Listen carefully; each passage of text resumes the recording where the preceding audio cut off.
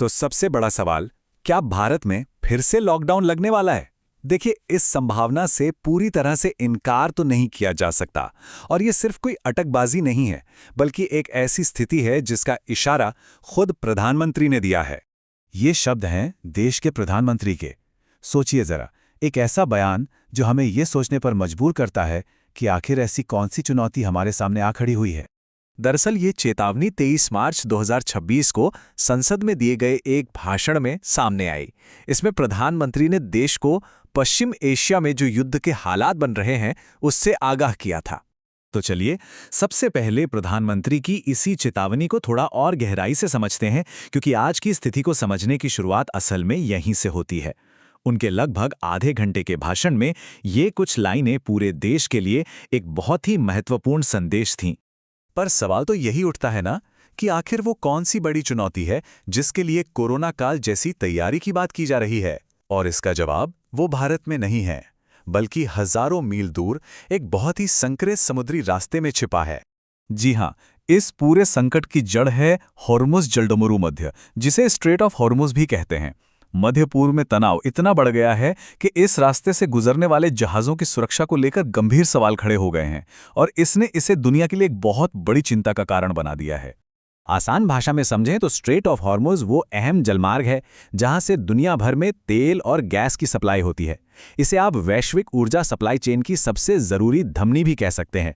हमारे घरों की बिजली से लेकर हमारी गाड़ियों के ईंधन तक सब कुछ इसी ऊर्जा पर तो निर्भर है। और जानते हैं, इस रास्ते की सबसे बड़ी कमजोरी क्या है? इसकी चौड़ाई। एक जगह पर यह रास्ता सिर्फ 35 किलोमीटर चौड़ा है। अब जरा सोचिए, अगर ये रास्ता बंद हो जाता है तो पूरी दुनिया की ऊर्जा सप्लाई पर कितना गहरा असर पड़ेगा। ये आंकड़े दिखाते हैं कि दांव पर कितना कुछ लगा है। देखिए, 28 फरवरी 2026 तक के डेटा के हिसाब से दुनिया का 38% कच्चा तेल और 29% एलपीजी इसी एक रास्ते से होकर गुजरता है। और भारत की ऊर्जा जरूरतों का भी एक बहुत बड़ा हिस्सा यहीं से आता है। और ये खतरा अब सिर्फ एक आशंका नहीं रह गया है, इसका असर असल में दुनिया भर में दिखना शुरू भी हो गया है। दुनिया भर के देश पहले से ही इस संकट को महसूस कर रहे हैं और काफी कड़े कदम भी उठा रहे हैं।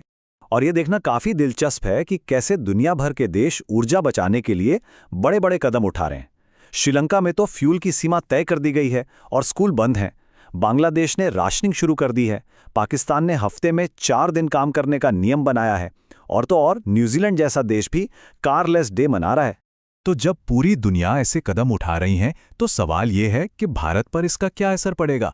प्रधानमंत्री की चेतावनी का इशारा असल में इसी तरफ था। यहाँ एक बात समझना सबसे जरूरी है, ये लॉकडाउन अगर होता है तो कोरोना जैसा हेल्थ से जुड़ा लॉकडाउन नहीं होगा, बल्कि ये एक ऊर्जा संकट के कारण हमारे संसाधनों यानी फ्यूल को बचाने के लिए उठाया गया एक कदम होगा। प्रधानमंत्री ने अपने संदेश में देशवासियों से इसी तैयारी का आह्वान किया था।